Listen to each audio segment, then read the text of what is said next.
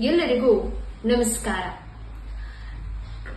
ನಿರಂತರವಾಗಿ ಜ್ವರ ಬರ್ತಿದೆ, ಕಂಟಿನ್ಯೂಸ್ ಆಗಿರುತ್ತೆ. ಈ ಟೈಮಲ್ಲಿ ಊಟವನ್ನ ಮಾಡಬೇಕಾ ಅಥವಾ ಉಪವಾಸವನ್ನ ಮಾಡಬೇಕಾ ಅನ್ನೋದು ತುಂಬಾ ಜನರ ಕನ್ಫ್ಯೂಷನ್. ಹಾಗಾದ್ರೆ ಇಲ್ಲಿ ಕೇಳಿ.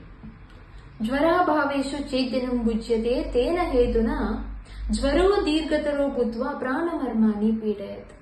ಅಂದ್ರೆ ನಿರಂತರವಾಗಿ ಬರ್ತಿರೋ ಜ್ವರದಲ್ಲಿ ಜ್ವರ ಇಳಿದು ಹೋಯಿತು ಅಂತ ನೀವು ಊಟವನ್ನ ಮಾಡಿದ್ರೆ ಜ್ವರ ಜಾಸ್ತಿ ಆಗುತ್ತೆ.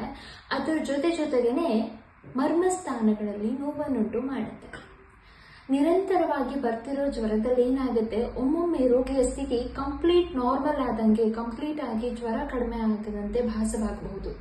ಆದ್ರೆ ವಾಸ್ತವ ಅಂದ್ರೆ ಜ್ವರ ರೋಗಿಯ ದೇಹದಲ್ಲಿ ಒಳಗಡೆ ಅಡಗಿಕೊಂಡಿರುತ್ತೆ. ಆ ಟೈಮಲ್ಲಿ ಜೀರ್ಣಾಂಗ ವ್ಯವಸ್ಥೆ ಕೂಡ ನಾರ್ಮಲ್ ಆಗಿ ಕೆಲಸ ಮಾಡೋದಿಲ್ಲ, ಆಹಾರವು ಪಚನವಾಗೋದಿಲ್ಲ. ಆದ್ದರಿಂದ ನಿರಂತರವಾಗಿ ಬರ್ತಿರೋ ಜ್ವರದಲ್ಲಿ ಉಪವಾಸವನ್ನ ಮಾಡಬೇಕು, ಅಂದ್ರೆ ಲಂಘನವನ್ನು ಮಾಡಬೇಕು. ಯಾವ ವ್ಯಕ್ತಿ ನಿರಂತರವಾಗಿ ಬರ್ತಿರೋ ಜ್ವರದಲ್ಲಿ ಉಪವಾಸವನ್ನು ಮಾಡುತ್ತಾನೆಯೋ ಆ ವ್ಯಕ್ತಿಯ ಜ್ವರವು ಬೇಗನೆ ವಾಸಿಯಾಗುತ್ತೆ. ಒಂದು ಹೆಜ್ಜೆ ಆರೋಗ್ಯದ ಕಡೆಗೆ.